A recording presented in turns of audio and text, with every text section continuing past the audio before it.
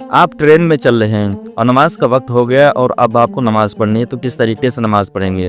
Train میں نماز پڑھنے کا طریقہ کیا ہے؟ کس طریقے سے نماز آخر ہم ادا کریں کہ ہماری نماز ہو جائے؟ کیا نماز ہماری ٹرین میں معاف ہے؟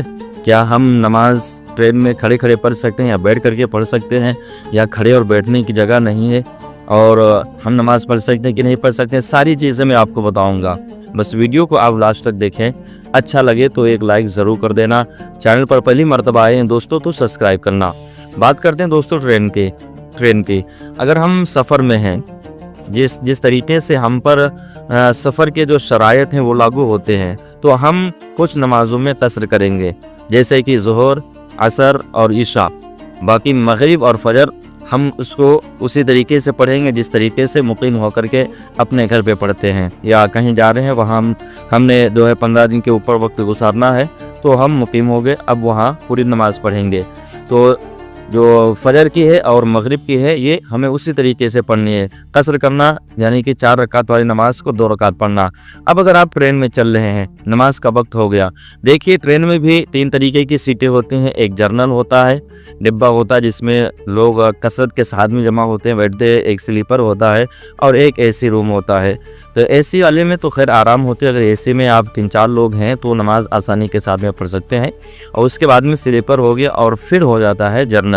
اگر آپ جرنل میں پھنس گئے، نماز آپ کو پڑھنی ہے، نماز معاف نہیں ہے، کسی بھی وقت نماز معاف نہیں ہے، ٹائم ہو گیا اب آپ نماز پڑھیں۔ تو ایسی جگہ کے اوپر اگر آپ جرنل میں ہیں کہ جہاں پر پیر رکھنے کی جگہ نہیں ہے، تو وہاں پہ حکم یہ ہے کہ آپ اگر آپ کھڑے ہیں تو کھڑے کھڑے نماز پڑھیں اشارے کے ساتھ میں، کیونکہ قیام فرض ہے، کھڑے کھڑے اشارے کے ساتھ میں نماز پڑھیں۔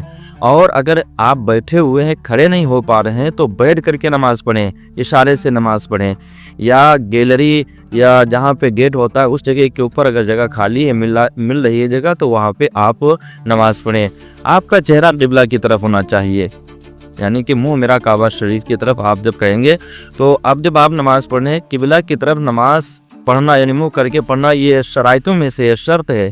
لیکن ٹرین میں اگر یہ مجبوری ہے اور مجبوراً اگر آپ قبلہ کی طرف رخ نہیں کر پاتے ہیں، تب بھی وہاں کے اوپر آپ کو چھوٹ ہے کہ آپ جس طرف آپ کا چہرہ ہے اس طرف کر کے ہم نماز پڑھیں، یعنی نماز کی معافی نہیں ہے۔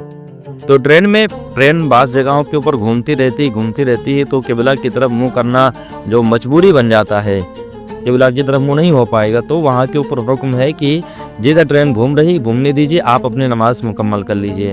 یا ایسی پریشانی آ گئی کہ آپ قبلہ کی طرف، یعنی ٹرین تو سیدھے چل رہی ہے اور جتنی دیر میں وہ مڑے گی دوسری طرف قبلہ سامنے رہے گا، یعنی ہمارا چہرہ قبلہ کی طرف رہے گا، لیکن مجبوری ہے کہ ہم قبلہ کی طرف منہ نہیں کر پا رہے ہیں، تو جدھر آپ کا منہ ہے ادھر ہی آپ نماز مکمل کر لیں۔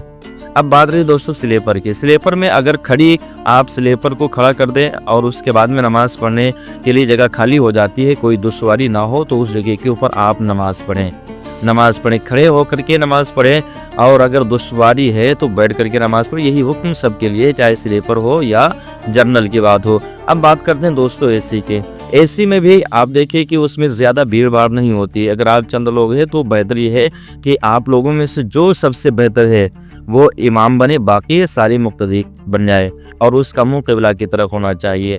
بس اتنا ہے کہ اگر سب لوگ مسافر ہیں، سبھی لوگ اگر مسافر ہیں، شرائط اگر لاگو ہو رہے ہیں سفر والے، تو 4 رکعت والی نماز کو آپ کو 2 رکعت پڑھنا ہے، یعنی قصر کرنا ہے، واجب ہے، قصر کریں گے اور نماز آپ پڑھیں گے۔ نماز کے لیے چھوٹ نہیں، چاہے وہ ٹرین ہی کیوں نہ ہو، ٹرین کے اوپر نماز معاف نہیں ہے۔